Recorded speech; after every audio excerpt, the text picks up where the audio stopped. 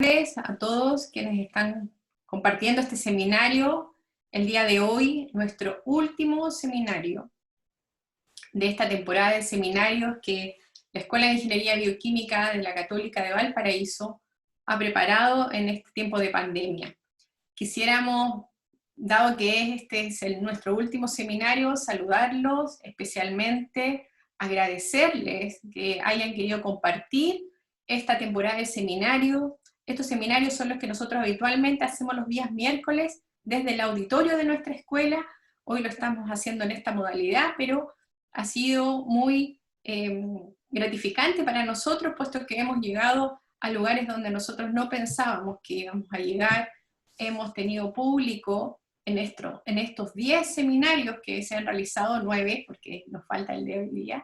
Hemos tenido público de diferentes lugares, a nivel nacional, a nivel internacional. Eso, por supuesto, nos deja muy contentos de haber tenido esta llegada, de haber podido compartir con ustedes lo que hace la Escuela de Ingeniería Bioquímica. Muchas gracias. Quiero especialmente saludar a nuestros alumnos de la Escuela de Ingeniería Bioquímica, nuestros alumnos de pregrado, de las 2 carreras que la escuela imparte, nuestros alumnos de Ingeniería Civil Bioquímica y nuestros alumnos de Ingeniería en Bioprocesos. Nuestros alumnos entran también a nuestro seminario y eso nos pone, por supuesto, muy contentos. Y también quisiera destacar que hay muchos exalumnos, nuestros profesionales ya titulados, quienes también se incorporaron a nuestro programa de seminarios virtual, así que esto ha sido en realidad muy grato. También para nuestros graduados de los 2 programas de posgrado que la escuela ofrece, nuestro magíster y nuestro doctorado en Ciencias de la Ingeniería con mención en Ingeniería Bioquímica. Muchas gracias por haber compartido estos 9 y este 10º seminario, todos estos miércoles que hemos estado a esta hora escuchando lo que hacen los profesores de la Escuela de Ingeniería Bioquímica. Quisiera invitarlos también, no puedo dejar de escapar este momento sin invitarlos a nuestros cursos latinoamericanos de biotecnología.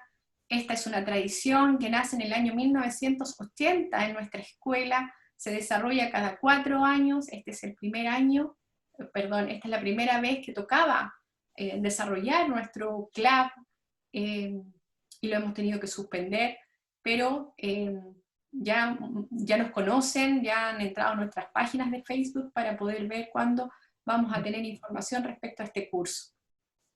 También en las diferentes líneas de investigación que se desarrollan en la escuela, en nuestras 4 líneas de investigación, vamos también preparando cursos internacionales que contamos con investigadores, amigos de la Escuela de Ingeniería Bioquímica que nos visitan e imparten estos cursos. También nosotros vamos a tratar de compartirlos con ustedes. Ojalá puedan seguir participando de la información de nuestra página web para sumarse a estas iniciativas que vamos desarrollando a lo largo del curso académico. Bueno, y sin más, hoy día a mí me toca presentar al último expositor de nuestra temporada de seminario, que es el profesor Andrés Illanes.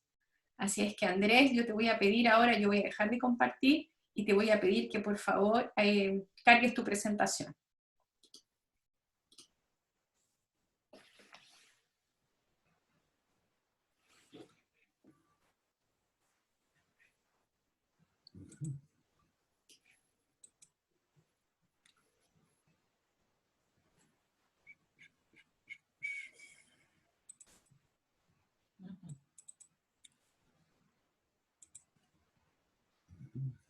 Ocultar anotaciones. Editar anotaciones. Okay. Creo que ya estamos. Perfecto, ahora te voy a presentar, Andrés. Bueno, gracias. Muchas gracias. Bueno, tenemos entonces al último expositor de esta temporada de seminarios de nuestra escuela. En este seminario el protagonista es el profesor Andrés Illanes, quien es doctor honoris causa y profesor emérito de nuestra universidad. Andrés ha sido un pilar fundamental en el desarrollo de la Escuela de Ingeniería Bioquímica, y durante su trabajo, sus años de dedicación en la Escuela de Ingeniería Bioquímica, ha desarrollado rigurosamente todo lo que tiene que ver con su labor de investigación, además de su labor de docencia para nuestros alumnos de pre y posgrado. Obviamente esto le ha permitido alcanzar altas metas, siendo un referente a nivel nacional e internacional en el área de biocatálisis enzimática. Cuenta con más de 130 publicaciones, es autor de 9 libros, 24 capítulos de libros y patentes, 4 patentes. Quiero destacar, porque tenemos público también desde Perú, que el profesor Andrés Illanes es profesor honorario de la Universidad de San Marcos, en Perú, y también destacar que en el año 2012 CONICYT, ahora ANID, le otorgó la distinción de investigador destacado, dada su fructífera labor en investigación. Sin más, dejo con ustedes entonces al profesor de la Escuela de Ingeniería Bioquímica, Andrés Illanes. Ok, bueno, muchas gracias Lorena por la presentación. Después de tu extensa presentación no me queda más que pensar que voy a defraudar a mis oyentes. Espero que no sea mucho lo que los defraude. Bueno, muchas gracias a todos ustedes por compartir conmigo este tiempo y poder darles una visión de lo que ha sido una de las intereses académicos míos durante las últimas décadas. La presentación la voy a estructurar en 4 puntos. Voy a hablar primero muy brevemente sobre lo que es la biocatálisis en medios acuosos, de forma convencional, para posteriormente hablar sobre biocatálisis en medios no convencionales, y a partir de ello hacer un enlace con el tema de biocatálisis en reacciones de síntesis, que es algo que está de alguna manera vinculado a lo anterior. Y finalmente, si el tiempo me lo permite, y ojalá así sea, poder ilustrarle esto con algunos casos, con unos análisis de casos.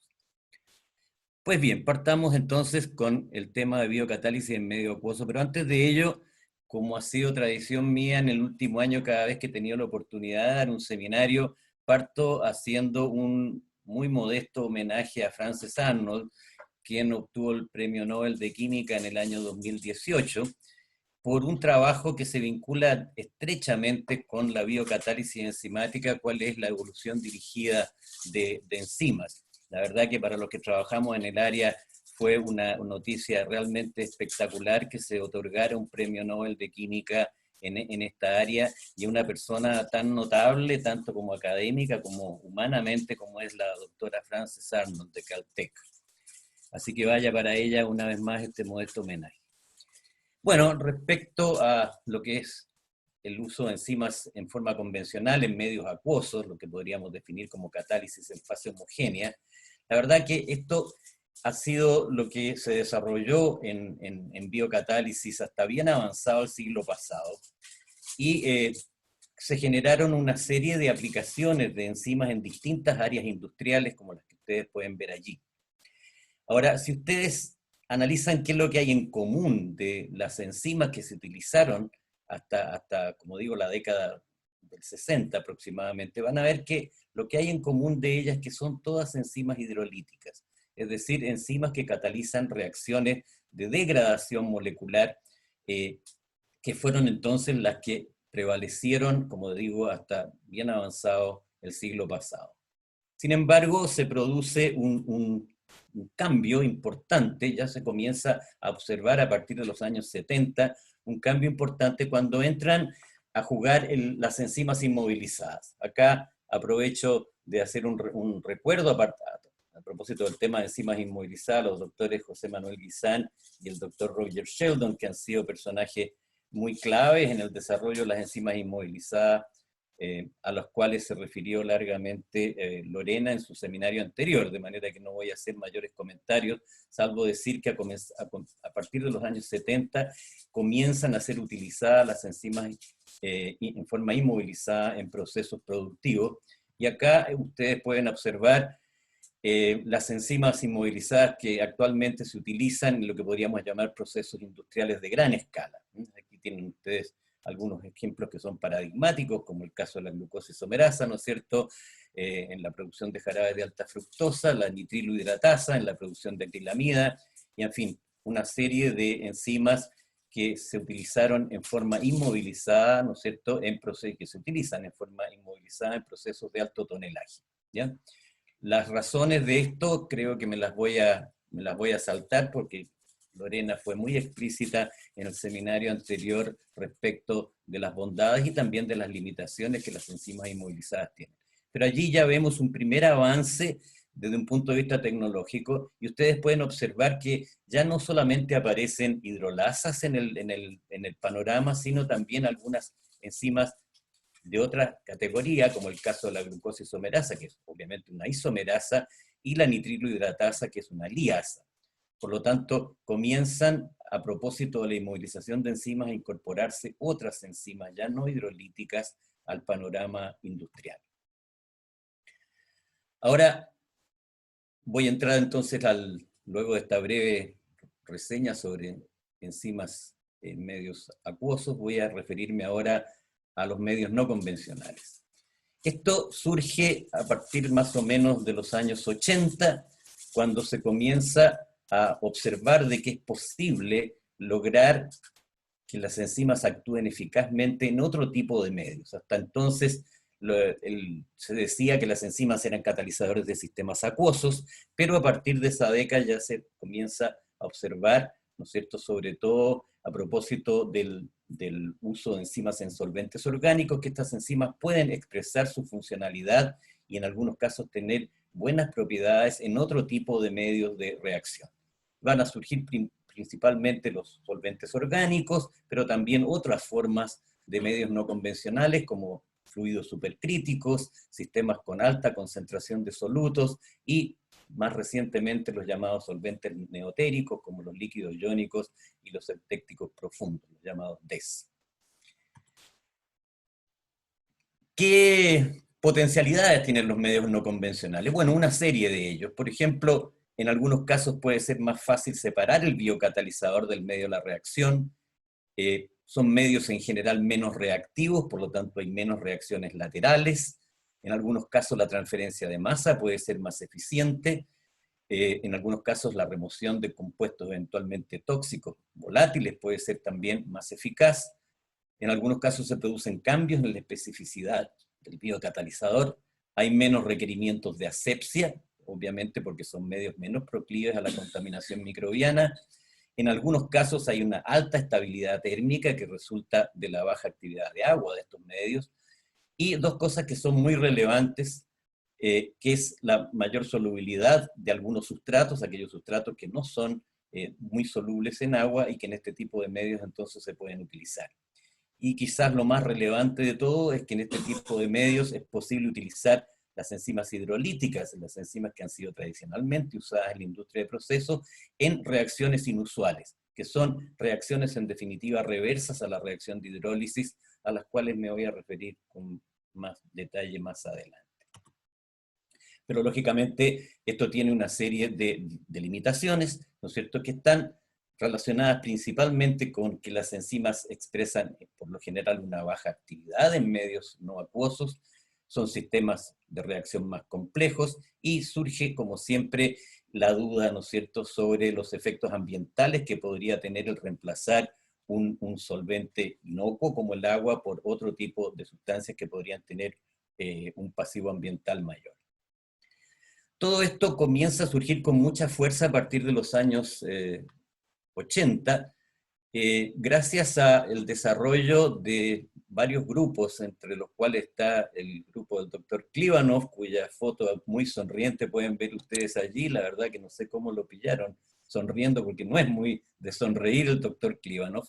Pero este personaje es clave porque él va a, de alguna manera, contradecir la idea de que las enzimas solamente podían actuar en medios acuosos, probando de que eran capaces de actuar, y en algunos casos eficientemente, en medios orgánicos. Si ustedes se fijan, las referencias que estoy dando acá sobre el tema están todas en torno a los años 90, comienzo de la década, de la primera década de este siglo, de manera que ese es el momento en el cual el uso de medios orgánicos como medio de reacción alcanza su máxima expresión. Ahora, cuando hablamos de medios orgánicos, debemos entender, ¿no es cierto?, que en estos medios las enzimas por lo general expresan una actividad menor que en agua, pero en algunos casos eso se ve contrarrestado, en algunos casos, por una mayor estabilidad. En todo caso, siempre digo que la relación de las enzimas con el agua es una relación un tanto morbosa, si se quiere, porque las enzimas requieren agua. No se ha podido demostrar que en ausencia absoluta de agua las enzimas puedan actuar, por lo tanto las enzimas requieren de agua, pero el agua no les hace muy bien, porque el agua, digamos, está de alguna manera involucrada en procesos que conducen a la inactivación de la enzima, ¿ya? El agua actúa como reactante en algunas reacciones de inactivación y además es una molécula muy lubricante, de manera que eso produce una plasticidad a la molécula de proteína que muchas veces tiene por consecuencia una pérdida de la funcionalidad de las enzimas. Entonces es una relación un poco amor-odio que existe entre el agua y las enzimas. Ahora bien, cuando hablamos de sistemas orgánicos, ¿no es cierto?, medios no convencionales, sistemas orgánicos, hablamos en realidad de sistemas bastante distintos, digamos, y voy a referirme muy brevemente a cada uno de ellos. Tenemos sistemas homogéneos, ¿no es cierto?, en el cual estamos utilizando un cosolvente, un solvente hidrofílico miscible con el agua, ¿no es cierto?, en cuyo caso lo que ocurre es que la molécula enzimática, ¿no es cierto?, que está en medio acuoso, estas moléculas de solvente pueden penetrar esta capa acuosa e interactuar con la molécula enzimática. Y si eso ocurre, es probable, ¿no es cierto?, de que se produzca una alteración de la estructura de la enzima. Por lo tanto, estos son sistemas que son potencialmente inactivantes respecto a las enzimas. Ahora, el efecto de inactivación en este tipo de solventes orgánicos miscibles dependerá de cuán diferentes, ¿no es cierto?, son las propiedades de este solvente de las propiedades del agua. Pero va a ser inevitable que estos solventes penetren en la capa acuosa que rodea la enzima y puedan, por lo tanto, interactuar con ella. Provocarán un efecto de mayor o menor inactivación dependiendo de si establecen patrones de interacción con la molécula más o menos similares al agua. Otros sistemas son las micelas reversas. En realidad estos sistemas no tienen demasiada aplicabilidad a un punto de vista práctico como catalizadores de proceso, debido a que las micelas son relativamente poco estables y poco resistentes mecánicamente, de manera que no me voy a referir mayormente a ellas, pero es una forma también de poder tener un sistema enzimático donde la enzima está en una microfase acuosa, pero inmersa en una macrofase orgánica, donde es posible que la solubilidad de los sustratos y de los productos sea mayor que en el medio acuoso. En cuanto a los sistemas microheterogéneos, ¿no es cierto?, acá tenemos el caso de solventes inmiscibles, acá al revés, ¿no es cierto?, se trata de solventes hidrofóbicos, y en este tipo de medios las moléculas enzimáticas están fuertemente asociadas a una película acuosa, ¿no es cierto?, pero la actividad del agua, en este caso, es muy pequeña debido a que la interacción de las moléculas con el agua es muy fuerte, y eso produce una suerte de protección de las moléculas enzimáticas respecto de un ambiente externo hidrofóbico que como tal es potencialmente sumamente inactivante. Sin embargo, debido a que son solventes muy poco miscibles con el agua, la penetración que estos solventes tienen en la capa de protección del agua va a ser bastante escasa y por lo tanto las enzimas van a estar protegidas de este ambiente orgánico en principio hostil, ¿ya?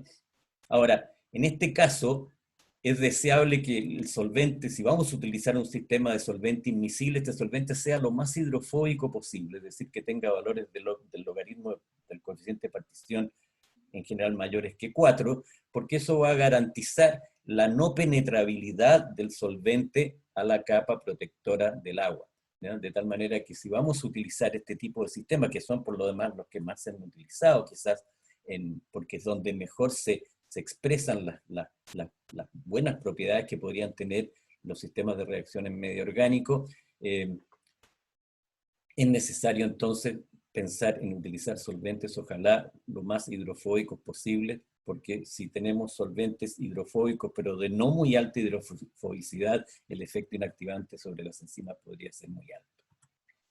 Finalmente tenemos sistemas macroheterogéneos, ¿no es cierto?, donde tenemos dos fases distinguibles, una fase orgánica, donde está disuelto el sustrato, y una fase acuosa, donde se encuentra la enzima, ¿no es cierto?, y la reacción ocurre gracias a la partición del sustrato desde la fase orgánica a la fase acuosa, se genera el producto, y el producto particiona nuevamente a la fase orgánica. Este tipo de sistemas puede ser interesante cuando tenemos sustratos y sobre todo productos que son mucho más solubles en una fase orgánica que en una fase acuosa. Ahora, los solventes orgánicos tienen distintos grados de aceptabilidad desde un punto de vista, ¿no es cierto?, ambiental, y acá simplemente tomé de un artículo una categorización de los distintos tipos de solventes, ¿no es cierto?, entendidos como recomendables, aceptables o indeseables desde una perspectiva ambiental, y ustedes pueden aquí apreciar, ¿no es cierto?, sobre todo entre aquellos solventes recomendables, por supuesto, además del agua, la presencia de muchos alcoholes y sobre todo alcoholes polihídricos, ¿no es cierto?, que resultan en general solventes orgánicos bastante atractivos como alternativa. Ahora, dentro de los medios no convencionales, aquellos que tienen quizás más relevancia más allá de los medios orgánicos, ¿no es cierto?, y son fundamentalmente aquellos que dicen relación con sistemas con alta concentración de solutos, de sólidos disueltos, y los solventes neotéricos. Y estos han surgido como alternativas al uso de solventes orgánicos, ¿no es cierto?, tratando justamente de evitar la contraindicación desde un punto de vista ambiental que podría tener el uso de solventes orgánicos. Bien, paso al siguiente tema de biocatálisis en reacciones de síntesis, respecto de la cual hay una relación bastante clara con el uso de enzimas en medios no convencionales. Esto, de alguna manera, surge como una especie de nuevo paradigma en biocatálisis, ¿no es cierto?, donde por mucho tiempo se consideró que la biocatálisis obedecía exclusivamente a procesos en los cuales había reacciones de tipo degradativo, como ya mencionamos, ¿no es cierto?, donde se utilizaba principalmente enzimas hidrolíticas, ¿no es cierto?, en medios acuosos, y por lo tanto el tipo de reacciones que se podían catalizar eran reacciones de tipo degradativo y por lo tanto un escaso valor agregado. Este comienza a cambiar, ¿no es cierto?, con la idea entonces de poder utilizar las enzimas no ya como catalizadores de reacciones de degradación, sino como catalizadores en reacciones de síntesis orgánica, en la cual obviamente el valor agregado potencial es mucho mayor. Y esto es la fuerza motriz que hace que se comience a investigar muy intensamente en las últimas décadas la posibilidad de utilizar enzimas en reacciones de síntesis. La razón es muy clara, hay un valor agregado potencial mucho mayor. Destruir, ¿no es cierto?, tiene un valor, pero un valor mucho más escaso del que podría tener el construir.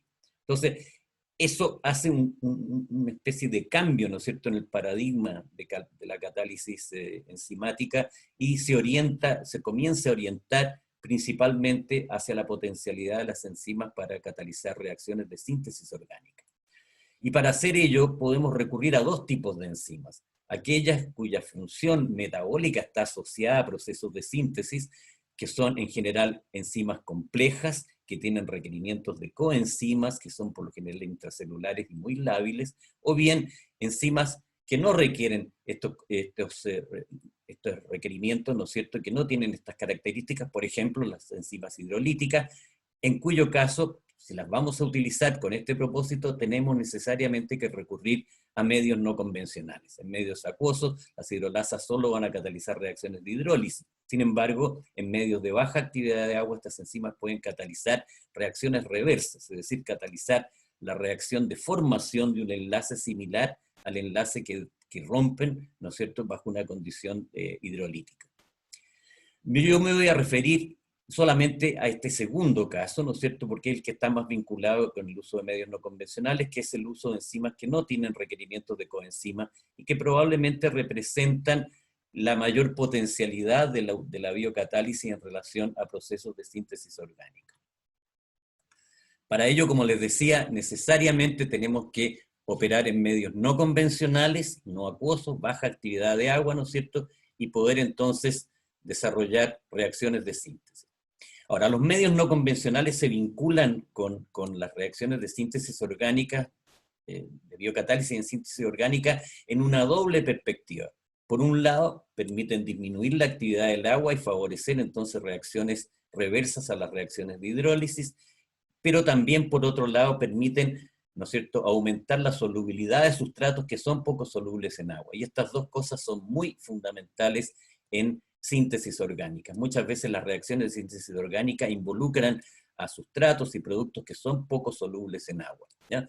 Además, esto nos va a permitir, como digo, revertir reacciones de hidrólisis y utilizar enzimas disponibles, baratas, robustas, ¿no es cierto?, en reacciones de síntesis con un potencial valor agregado mucho mayor. Aquí les muestro una gráfica sobre la evolución del mercado de enzimas. Lorena presentó algo similar en su presentación de la semana anterior. La verdad que es bastante difícil ponerse de acuerdo porque hay muchos estudios que llegan a valores un poco distintos unos de otros, pero más allá de eso lo que importa acá son dos cosas. Uno, ver la evolución del mercado, y otro, cómo ha ido cambiando la distribución del mercado de las enzimas. Si ustedes ven acá hay unas líneas negritas, ¿no es cierto?, discontinuas. Lo que está por sobre la línea discontinua representa lo que podríamos llamar aplicaciones no convencionales de las enzimas, principalmente vinculadas a síntesis orgánica. Y ustedes pueden apreciar que hoy en día, ¿no es cierto?, los últimos datos que tengo son del 2015, pero la tendencia es la misma. Ustedes pueden observar que hay una fracción ya significativa del mercado de enzimas que obedecen a procesos ya más sofisticados, procesos no degradativos, procesos de síntesis orgánica, ¿ya? Y ustedes pueden apreciar acá, ¿no es cierto?, que el mercado de las enzimas se distribuye más o menos en partes iguales entre el uso de enzimas industriales, enzimas principalmente degradativas, ¿no es cierto?, a nivel industrial, enzimas empleadas en alimentación, tanto humana como animal, y ya aparece un tercio del mercado de las enzimas en el área llamado specialties, es decir, enzimas ya para procesos de mayor valor agregado, principalmente, como digo, procesos de síntesis orgánica.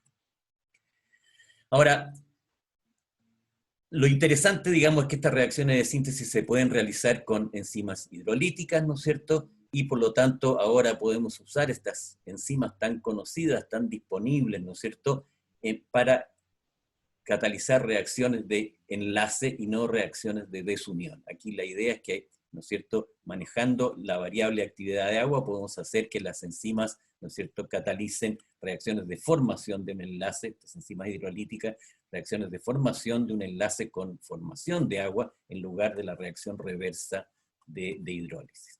Pero para ello, como digo, necesitamos medios no convencionales.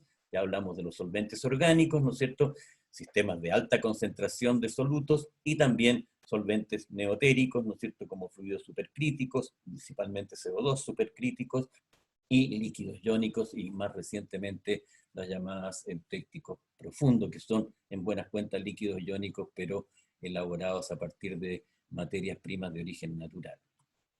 ¿Y qué cosa tiene esto de interesante? Bueno, que con este tipo de sistemas podemos hacer que enzimas que son eminentemente degradativas, como las proteasas, por ejemplo, puedan transformarse en enzimas que catalicen las reacciones de síntesis de péptidos, lipasas podrán catalizar ésteres, ¿no es cierto?, y glicosidasas podrán catalizar oligosacáridos y glicósidos con potenciales valores agregados muy superiores a lo que son sus tradicionales usos como enzimas hidrolíticas.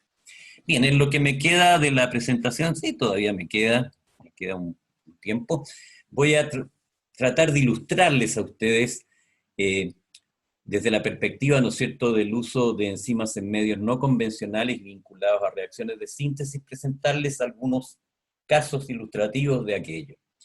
He seleccionado estos casos exclusivamente en base no a su extraordinaria relevancia, sino simplemente porque son casos que tienen que ver con trabajo que nosotros hemos realizado en nuestro laboratorio, de manera que esta selección de casos está bastante sesgada para mostrarles un poquito a ustedes de la experiencia que nosotros hemos tenido en los últimos años, en las últimas décadas en nuestro laboratorio vinculados a este tema. Me voy a referir, si el tiempo lo permite, rápidamente a el caso de la transesterificación de lípidos mediante lipasas, producción de péptidos mediante proteasas, producción de antibióticos betalactámicos, ¿no es cierto?, mediante acilasas, y producción de oligosacáridos mediante reacciones de transglicosilación mediante enzimas glicosidasas.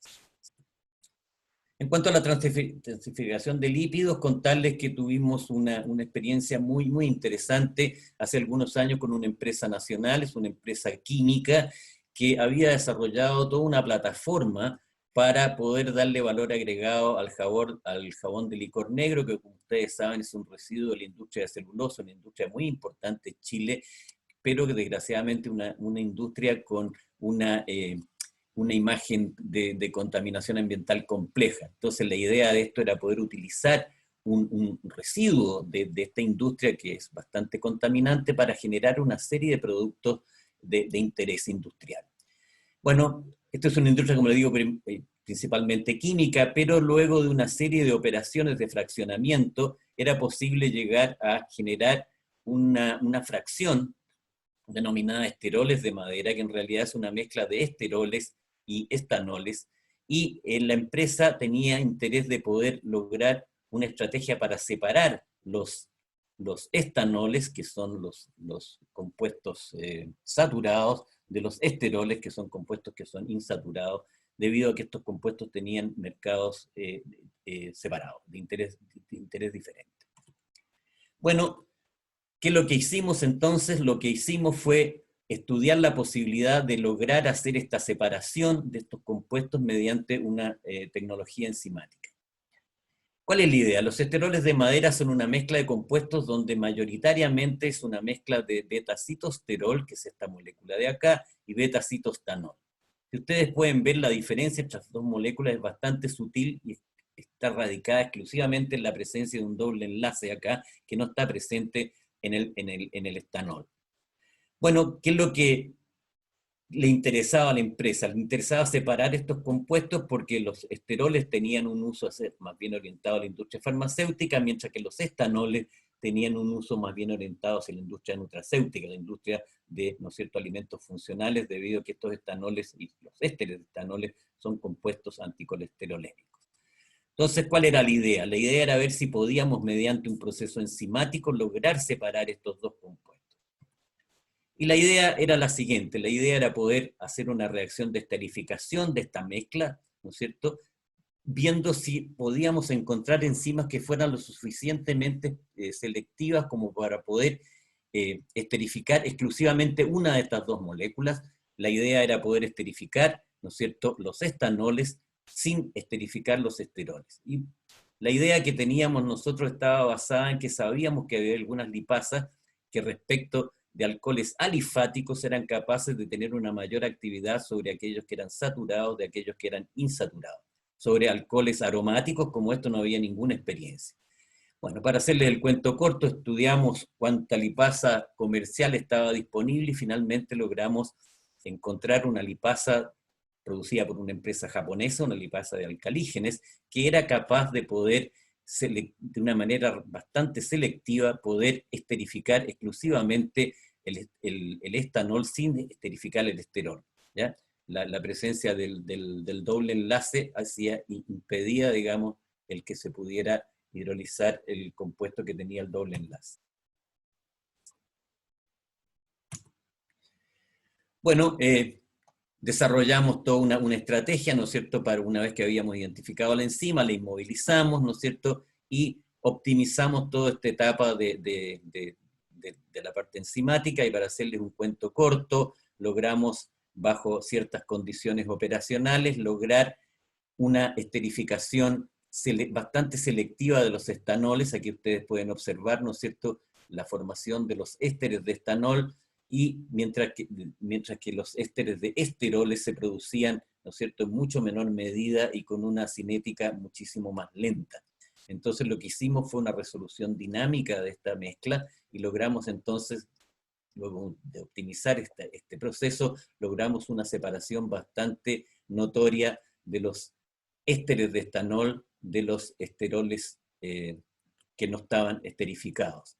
Y esto para la empresa era suficiente porque ellos disponían de una técnica de destilación molecular que permitía ahora separar estas dos moléculas. Estas dos moléculas ya eran lo suficientemente distintas unas de otras como para poder ser separadas por destilación molecular, cosa que no era posible si no había previamente esta esterificación selectiva. Ahora, la esterificación cumplía además la función de generar el estanol en forma esterificada, porque se sabía ya para entonces de que el estanol en forma esterificada tiene un potencial nutracéutico incluso mayor que el estanol cuando se encuentra libre, de manera que se lograba el propósito, ¿no es cierto?, de separar y además generar un producto de mayor interés para la industria nutracéutica. Bueno, esta tecnología fue transferida a la empresa, y tenemos algunas patentes al respecto, y fue una experiencia bastante exitosa. El segundo caso que les quería comentar, y muy brevemente, es la producción de péptidos mediante enzimas proteolíticas. Este es un proyecto que desarrollamos hace pocos años, con la idea de poder utilizar esta enzima para producir un péptido, ¿ya? Ustedes saben, los péptidos son productos de enorme interés en todos los campos, que son producidos esencialmente por vía química, ¿ya? Sin embargo, en el caso de péptidos pequeños, de péptidos cortos, normalmente dipéptidos o tripéptidos, la tecnología enzimática puede ofrecer algunas alternativas ventajosas respecto a la síntesis química, que tiene que ver principalmente con la mayor selectividad de la reacción enzimática y también con consideraciones de tipo ambiental. Pues bien, estudiamos la síntesis de un precursor de una droga llamada quiotorfina, que es un potente analgésico, ¿no es cierto? Este es un dipéptido, es la N-benzoiltirosina, y lo que hicimos entonces fue, mediante una proteasa, una alfa-quimotripsina, lograr esta reacción de síntesis entre los aminoácidos precursores, ¿no es cierto?, la tirosina esterificada y una arginina en forma amidada, la argininamida, y logramos entonces que esta enzima, que es una enzima proteolítica, pudiera catalizar la formación del enlace peptídico para producir entonces este compuesto que era la N-benzoiltirosil-argininamida, que es un precursor directo de la quiotorfina. Ahora, el problema acá es que la enzima, ¿no es cierto?, siendo una enzima hidrolítica, tiene también el potencial de poder hidrolizar estos compuestos y producir, por lo tanto, productos de hidrólisis, como podría ser la benzoiltirosina y el etanol. Por lo tanto, esto nos obligaba a utilizar un medio de baja actividad de agua. Y en este caso, lo que hicimos fue estudiar la síntesis de este péptido en un medio con etanol a muy alta concentración, ¿no es cierto? Y en esas condiciones esta enzima resultó ser extremadamente eficaz para poder catalizar la síntesis de este péptido. Aquí pueden ver ustedes la cinética de la reacción, ¿no es cierto? Para hacer un medio orgánico tan agresivo, en principio, es una cinética bastante rápida. Esta es una enzima inmovilizada, nosotros la inmovilizamos, y al cabo de poco menos de 2 horas teníamos conversiones ya cercanas al 90%. El problema, claro, está que el medio era un medio bastante agresivo y por lo tanto la enzima iba perdiendo gradualmente actividad, de manera que cuando hacíamos la reacción en lotes sucesivos, esto iba perdiendo gradualmente actividad, ¿no es cierto? Y eso implicaba que los tiempos que necesitábamos para llegar a la conversión deseada se iban prolongando, pero lo interesante es que nosotros podíamos reactivar la enzima simplemente volviéndola a un medio eminentemente acuoso, en un tampón adecuado, podíamos ser capaces de reactivar la enzima, de tal manera que, por ejemplo, después del lote tercero, donde la actividad residual de la enzima ya había llegado a un 30%, después de esta etapa de reactivación, la volvíamos a hacer llegar prácticamente al nivel inicial, de tal manera que si bien la enzima iba perdiendo bastante rápidamente su actividad, esta podía ser recuperada mediante operaciones de reactivación intercaladas entre los lotes sucesivos. Bueno, sobre producción de antibióticos betalactámicos, este fue un tema muy primordial en nuestro laboratorio por muchos años. Trabajamos con Lorena muchísimo en este tema y con algunos otros profesores de la escuela. Esta enzima es una enzima muy querida por nosotros, es una enzima, es una hidrolasa, ¿no es cierto?, que cataliza la hidrólisis de penicilina G para producir el ácido 6-aminopeniциlánico, que es un núcleo fundamental para la producción de todas las penicilinas semisintéticas, ¿no es cierto?, derivadas de la penicilina, que son las que hoy en día se utilizan mayormente.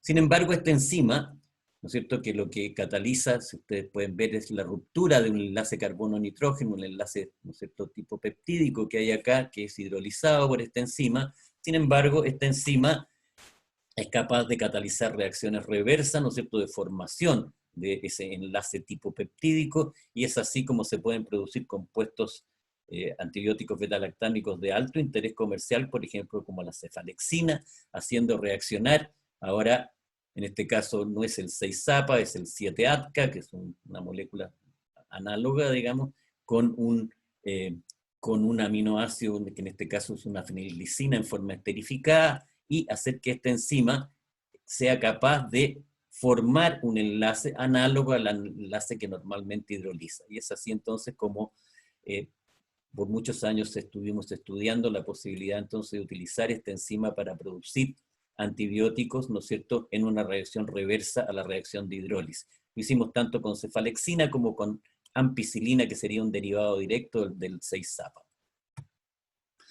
Cuando empezamos a trabajar en esto, sin embargo, nos dimos cuenta que si hacíamos esta reacción en medio acuoso, ¿no es cierto?, el producto, a formar este antibiótico, ¿no es cierto?, iba a aumentar muy rápidamente al comienzo, pero rápidamente iba a ser degradado, ¿no es cierto?, porque la reacción de hidrólisis iba a prevalecer en un medio acuoso sobre la reacción de síntesis. Sin embargo, si lo hacíamos en un medio orgánico, en este caso el medio que escogimos fue un medio con etilenglicol, nosotros podíamos, si bien la reacción era más lenta en un comienzo, pero podíamos llegar a una conversión muchísimo mayor, y el decaimiento debido a la hidrólisis era mucho más lento, lo cual nos permitía poder focalizar un punto de alta conversión.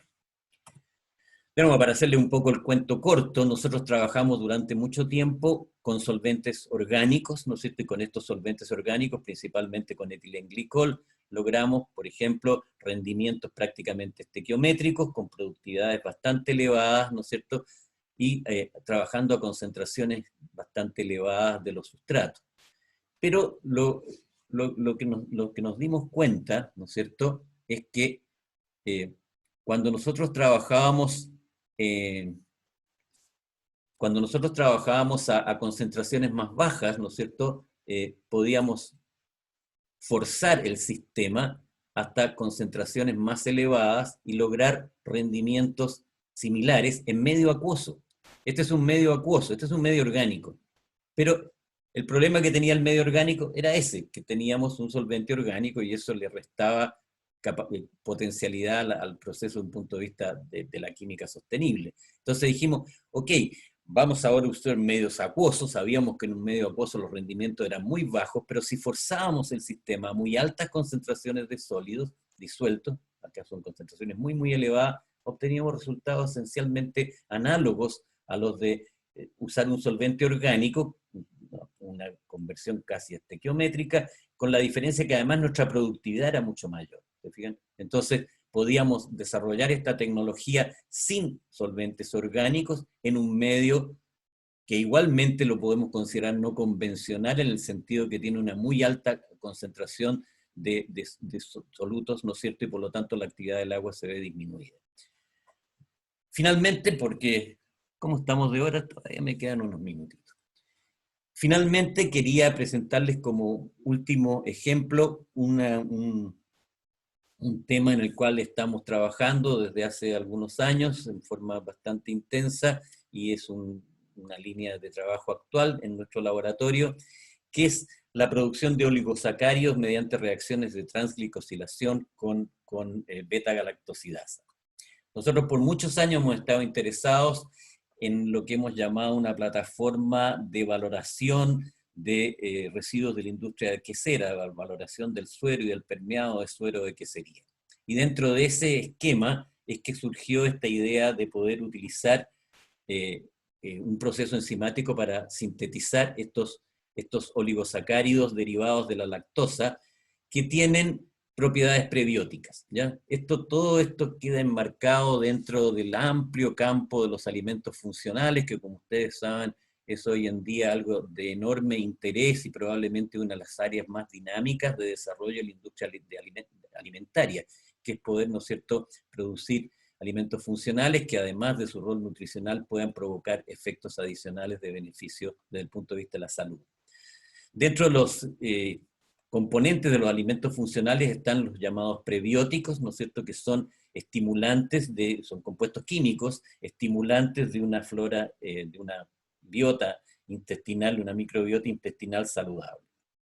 Dentro de estos prebióticos destacan algunos compuestos derivados de la lactosa, que es el interés nuestro, dentro de los cuales están los galactoligosacáridos, a los cuales me voy a referir hoy día como una manera de ilustrarlo, pero también otros prebióticos, como el caso de la lactulosa, en la cual con la doctora Cecilia Guerrero trabajamos muy activamente hoy en día, también con el doctor Carlos Vera, y el caso de la tagatosa, que también es un tema que tenemos allí en carpeta de poder desarrollar.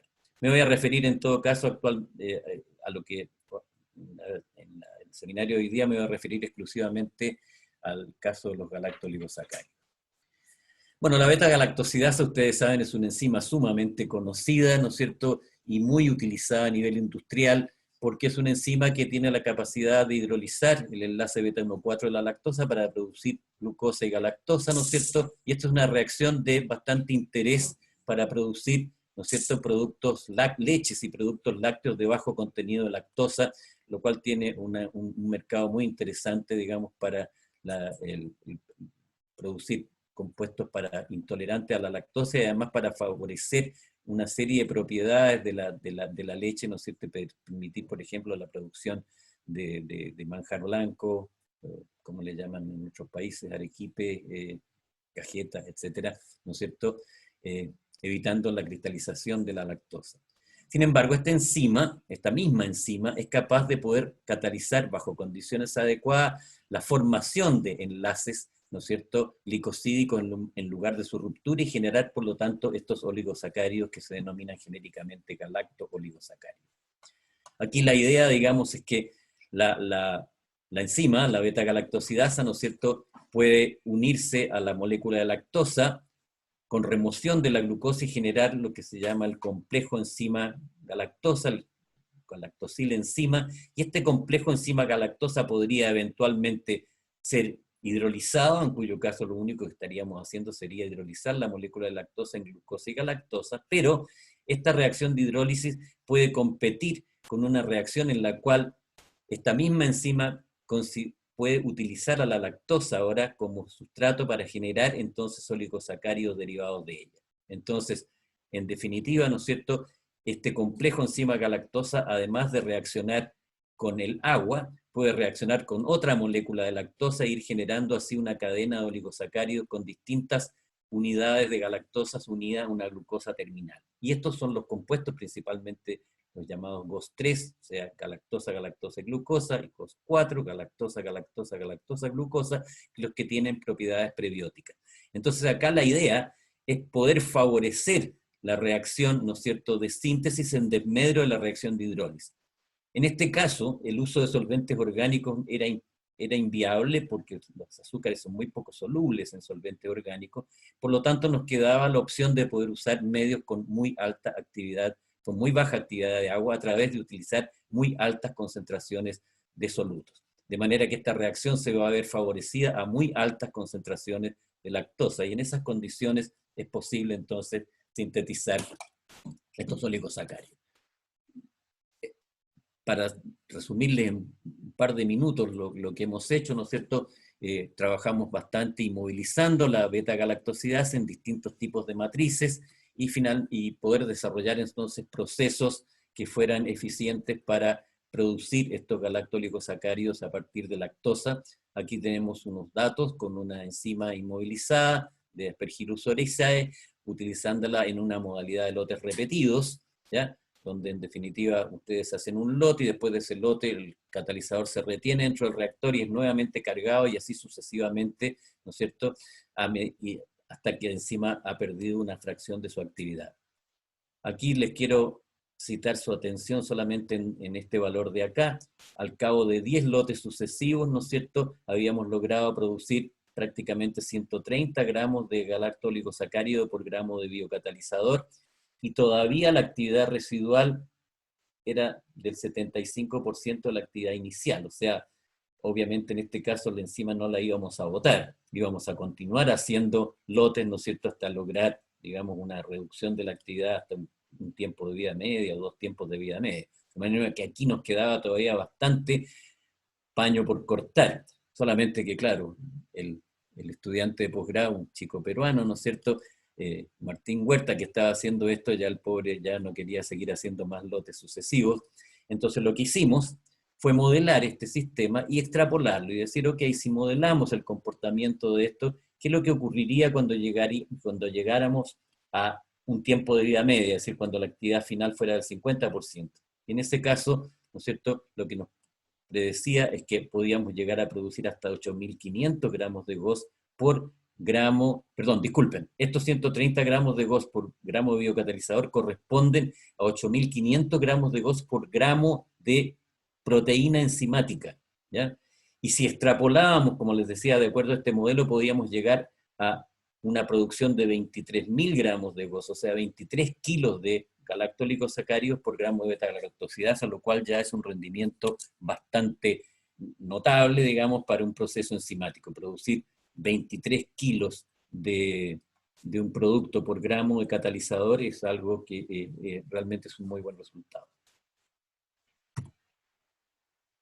Ahora, el tema con los galactoligosacáridos, y con esto creo que ya vamos a ir terminando, el tema con los galactoligosacáridos es que las conversiones son relativamente bajas, es decir, la conversión que uno tiene de la lactosa en galactoligosacáridos normalmente no supera el 40%, y eso es bastante difícil, nos ha sido muy difícil poder lograr conversiones mayores de aquellas. Por lo tanto, se nos trasladaba el problema más allá de la etapa de síntesis, un proceso de cómo poder purificar el galactoligosacárido.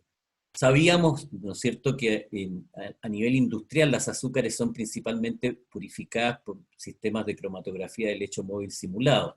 Es una tecnología bastante sofisticada y bastante costosa, que la podíamos aplicar, pero quisimos explorar otras alternativas, ¿no es cierto?, que fueran más viables, y nos concentramos bastante durante algún tiempo en desarrollar lo que se podríamos llamar el downstream de la producción de GOS, ¿no es cierto?, generando entonces una alternativa a la cromatografía para poder producir un producto de la calidad necesaria para su comercialización. Estudiamos distintas opciones, finalmente nos quedamos con una estrategia de fermentación, en realidad de bioconversión selectiva, donde la idea, digamos, es lograr que microorganismos, levaduras, puedan consumir selectivamente las azúcares que resultan como contaminación de los GOS sin tocar el GOS, de tal manera que lo que se hacía, ¿no es cierto?, era remover la glucosa principalmente y la galactosa y algo de la lactosa residual, ¿no es cierto?, de esta mezcla, y generar entonces los galactoligosacáridos, aprovechándonos de que estas levaduras no eran capaces de poder metabolizar estos oligosacáridos, a pesar de que sí eran capaces de metabolizar los monosacáridos y también los disacáridos. Para hacerles un cuento corto de todo esto, desarrollamos todo un proceso que está reflejado en esta transparencia y que es la base de una patente de invención que nos fue concedida el año 2016 para producir GOS de alta pureza, ya sea en un formato de jarabe, que tiene un 98% de GOS, o en un formato de galactoligosacáridos en polvo, que tiene un 75% de GOS, pero es prácticamente puro porque el resto es una maltodextrina que tiene que ser utilizada como coadyuvante para lograr el secado por atomización. Y el proceso consistía, digamos, en la síntesis enzimática, que era lo que habíamos desarrollado inicialmente, y un proceso de purificación, ¿no es cierto?, en el cual lo que hacíamos, como ya les mencionaba, era una etapa de bioconversión selectiva con levaduras que nos removían, ¿no es cierto?, los azúcares contaminantes, y nos permitían entonces producir un GOS de alta pureza. En realidad, un GOS de la pureza que quisiéramos lograr, ¿no es cierto?, no necesariamente tenía que ser tan alta pureza, y eso lo podíamos regular de acuerdo al nivel de bioconversión que podíamos lograr en la etapa posterior a la reacción. Bueno, eso creo que es lo que les quería contar.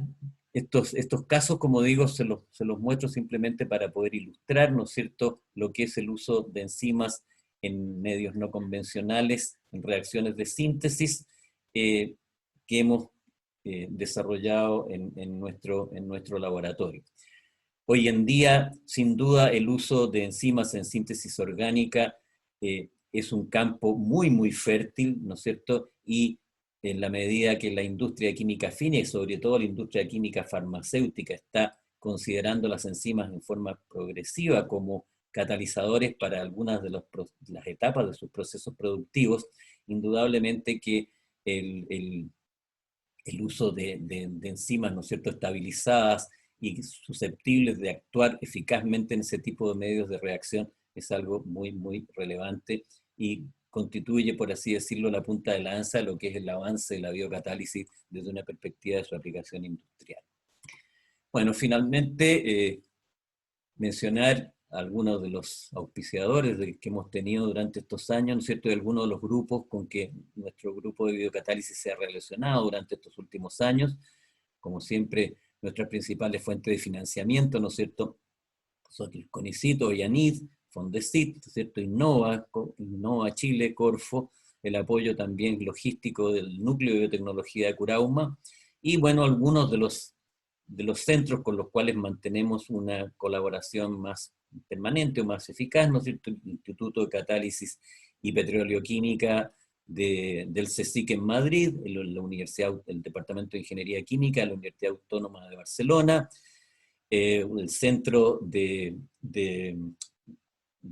Alimentos del Estado de Jalisco, CIATEJ, con los cuales tenemos bastantes colaboraciones, algunas instituciones argentinas como el CITCA de la Universidad de La Plata, el CONICET, el CINDEFI de CONICET, la Universidad Ort de Uruguay, por mencionar algunas de las cuales, con las cuales hemos tenido mayor contacto en estos últimos años. Aquí tienen la imagen de nuestra escuela, tristemente vacía en estos días, una foto de un grupo. Esto tiene una alta dinámica, de tal manera que hoy en día no están todos con nosotros, y bueno, la imagen del Núcleo de Biotecnología, que es un ente que nos permite vincularnos más eficazmente con la empresa, ¿no es cierto? Acá tenemos los edificios del Núcleo de Biotecnología ubicados en las afueras de Valparaíso.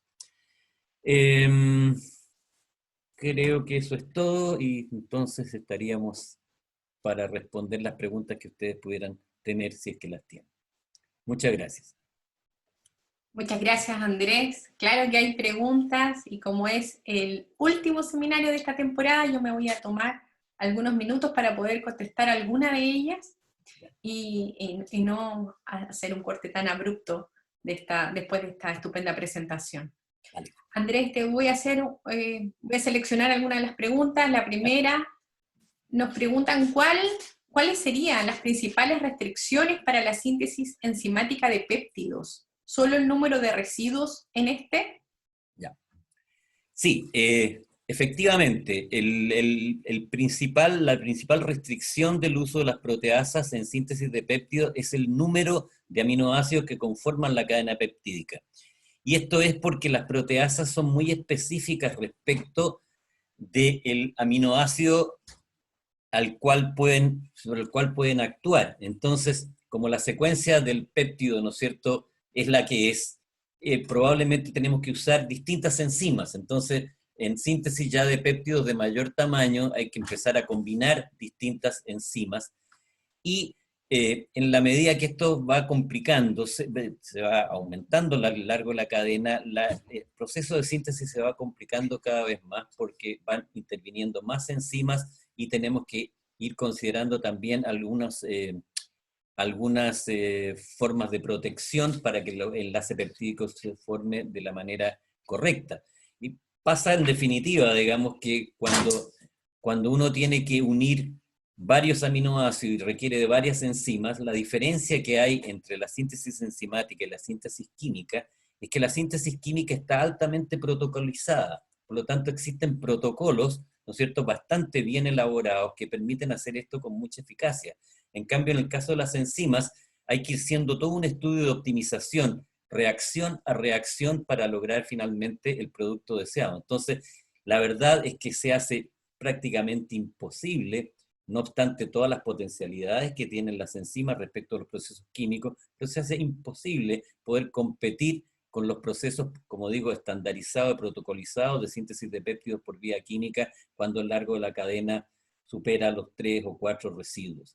Nosotros conocimos una experiencia muy cercana que se realizó en la Universidad Autónoma de Barcelona, donde ellos desarrollaron un proceso extraordinariamente ambicioso para sintetizar un octapéptido, ¿ya?, que era el extremo N-terminal de la colecistoquinina, que es un péptido que tiene que ver con la sensación de apetito, era un depresor del apetito, y ellos desarrollaron un proyecto fantástico, interesantísimo, donde fueron capaces de desarrollar una tecnología y llevarla incluso a nivel piloto para poder producir un octapéptido, pero les aseguro que fue un trabajo extremadamente complejo y que en definitiva se volvió tan complejo el proceso que a la hora de costos, la empresa con que estaban desarrollando este trabajo finalmente desechó la tecnología por una cuestión meramente económica. Por supuesto que el desafío que ellos se plantearon fue muy grande, porque un octapéptido por vía enzimática es muy complejo de poder sintetizar. Ellos utilizaron 4 o 5 tipos de enzimas diferentes y en cada paso había que optimizar todas las condiciones para lograr la correcta unión de los aminoácidos entre sí. Gracias, Andrés. Otra consulta. En la producción de cefalexina se usó la enzima inmovilizada. ¿Cómo afectan las restricciones difusionales cuando se utilizan medios orgánicos comparados con los medios solubles? Acuosos, perdón.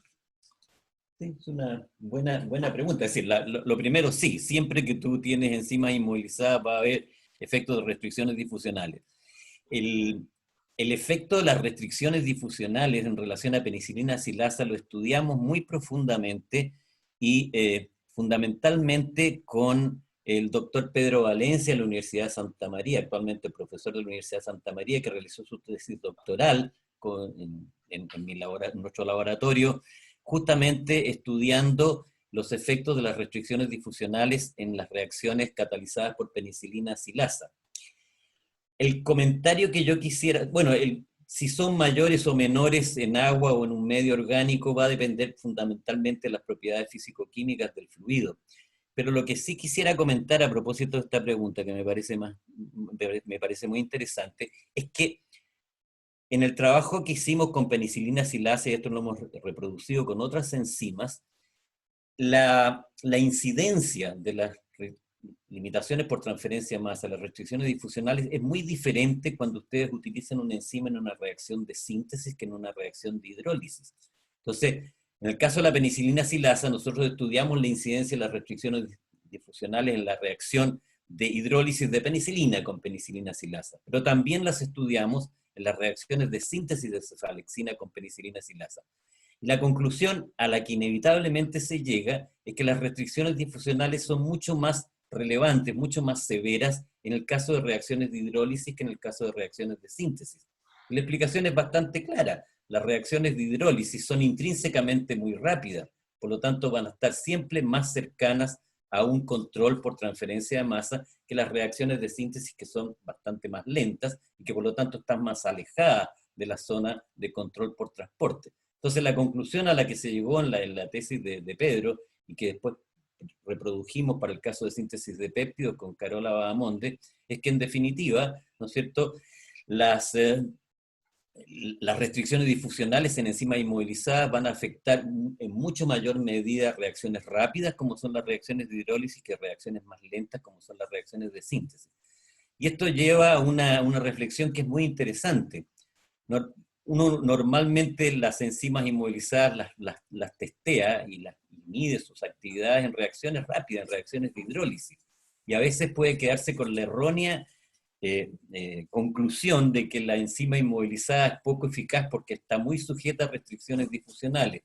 Pero cuidado, que si ustedes van a utilizar posteriormente esa enzima en una reacción de síntesis, probablemente esas restricciones difusionales ya no van a ser tan relevantes, ¿no es cierto? Y por lo tanto, una enzima que podría ser descartada por efectos de restricciones difusionales perfectamente puede ser utilizable en un proceso de síntesis orgánica. Gracias, Andrés. Yo te voy a hacer la última pregunta. Dada tu Va a ser la más experiencia en complicada. biocatálisis, hay muchas más preguntas, pero dada tu experiencia seleccioné una última, que es, ¿cuál es la situación actual? ¿Cómo ves la situación actual y la proyección de la industria de la biotecnología en Latinoamérica? A ver, oye, esa pregunta sí que es compleja. Eh, a ver, tratando de vincular la respuesta más al área de mi competencia, que es el área de la biocatálisis, porque hablar de la biotecnología en general me resulta me sobrepasa quizás un poco la pregunta.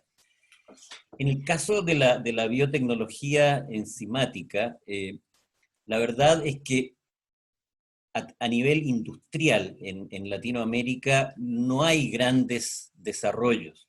No hay grandes desarrollos. Ahora, los desarrollos y los usos a nivel industrial de la biocatálisis en Latinoamérica han estado principalmente concentrados en México, en Brasil y en Argentina. En estos países ha habido y hay iniciativas importantes en biocatálisis enzimática. Me refiero a procesos de gran escala. Eh, Algunos de ellos eran desarrollados en el marco de empresas multinacionales, ¿ya? Es decir, empresas, digamos, ¿no es cierto?, que estaban instalaban sus unidades productivas en Latinoamérica. Desafortunadamente, en algunos de estos casos, esas empresas han tendido a emigrar desde Latinoamérica hacia países asiáticos por distintas razones, razones políticas, razones económicas en último término. De manera que ha habido, digamos, una cierta merma, si se quiere decir, en eso. Ahora, mi percepción es que, bueno, acá en Chile tenemos algunas experiencias que son modestas, ya las mencionó Lorena en relación al área de biocatálisis, pero existen algunas experiencias y también existen en otros países latinoamericanos. Pero yo diría que donde ha habido más desarrollo es en México, en Brasil y en Argentina. Ahora, mi percepción respecto de la biocatálisis es la siguiente. Yo creo que es difícil que en nuestros países podamos competir con las grandes empresas productoras de enzimas. O sea, yo creo que la tecnología de producción de enzimas ha adquirido un grado de sofisticación tal que resulta bastante difícil pensar en poder competir con las grandes empresas transnacionales que tienen centros de investigación donde hay 500 o 600 investigadores, digamos, trabajando. Nuestra capacidad investigadora indudablemente no tiene esas dimensiones y es bastante difícil poder competir con ella. Sin embargo, hay nichos de oportunidad que son interesantes. Yo sigo pensando de que inmovilizar enzimas es una muy buena opción. La inmovilización de enzimas es una tecnología accesible, es una tecnología que creo que está perfectamente al alcance de nuestros países realizar y que le da un valor agregado a las enzimas extraordinariamente grande. Y lo podemos hacer, como digo, sin un desarrollo tecnológico tan espectacular como se requiere, por ejemplo, hoy en día para producir a nivel industrial una enzima. Creo que en el área de inmovilización hay mucho que poder aportar.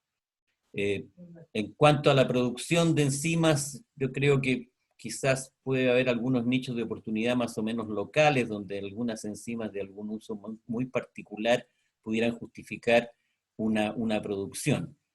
Pero fíjense lo que pasa a nivel mundial con la producción de enzimas, si la producción de enzimas es casi monopólica a nivel mundial, ¿ya? Piensen ustedes que el 50% de las enzimas que se comercializan hoy en el mundo son producidas por una sola empresa, que es Novozymes, ¿se fijan?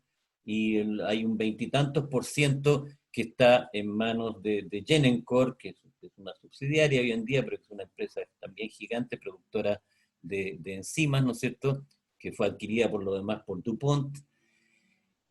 Y bueno, son gigantes y es muy difícil entrar a competir con aquellos, pero yo creo que sí podemos hacer mucho en mejorar catalizadores y adecuarlos a las condiciones de nuestros procesos. Yo creo que ahí hay mucho por hacer y un desafío muy grande para nuestros países el poder hacer ese tipo de cosas. Ahora, procesos enzimáticos, indudablemente que hay muchos en Latinoamérica, hay muchos procesos que utilizan enzimas, ¿no es cierto?, para fines productivos, y procesos que utilizan enzimas como aditivos, tal como mencionaba Lorena. Eso sí, por supuesto que hay muchísimo en nuestro continente, pero yo me refería principalmente a los desafíos en lo que es producción de biocatalizadores.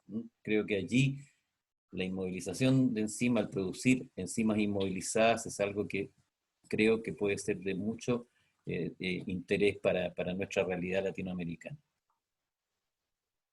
Gracias, Andrés, por tu respuesta, por tu presentación. Era una pregunta que podía hacerte solo a ti, yo creo, respecto a esta temática. Así No, que me muchas gracias. imagino que habrá distintas opiniones al respecto. Bueno, Ya, pero biocatálisis enzimática yo creo que tú puedes manifestar tu opinión con, con, con, con respaldo en base a tu experiencia. Yo quisiera agradecerte, Andrés. Quisiera ahora concluyo dos cosas hoy, ¿cierto? Concluyo el seminario de Andrés, dándote las gracias, Andrés, por tu seminario, y concluyo la temporada de seminarios que preparamos para ustedes, estos 10 seminarios, que los hemos venido dando los miércoles, todas las semanas, juntándonos a esta hora. La verdad que todos los vamos a extrañar un poco, pero hoy ha llegado a su fin. Quisiera agradecer a la gente que hoy está con nosotros y también agradecer a los que nos siguen por la página, en diferido. Muchas gracias por unirse a la Escuela de Ingeniería Bioquímica y compartir con nosotros durante esta temporada. Hoy en día tenemos, como siempre, público de Colombia, Perú, México, Honduras, el corazón del continente americano, según un graduado de nuestro programa de Magíster, Francisco Sánchez. Muchos saludos. Bolivia, Argentina, nos mandaron saludos también desde Alemania, y también desde Chile. Juan Carlos, muchas gracias por tus saludos, todas las semanas con nosotros. Elsa Contreras también, muchas gracias por los saludos que nos están llegando ahora, ustedes por ahí los están viendo. Muchas gracias, sigan contactando el Facebook de la Escuela de Ingeniería Bioquímica, Instagram. Vamos a tener otras invitaciones, los animo a visitarnos, y esas invitaciones esperamos poderlas hacer pronto, para que durante este tiempo de pandemia podamos seguir contactados, aunque sea de esta manera, pero creo que igual hemos llegado a compartir lindos seminarios y a poderlos compartir con un público que en un principio ni siquiera teníamos considerado, así es que eso nos alegra mucho. Que tengan una buena semana y esperamos que nos veamos pronto. Gracias, gracias Andrés. a Buenas ti, tardes. Lorena, muchas gracias, y a toda nuestra audiencia, sobre todo latinoamericana, con la cual tengo tanto afecto y tanta relación. Chao, chao. Gracias Andrés. Chao.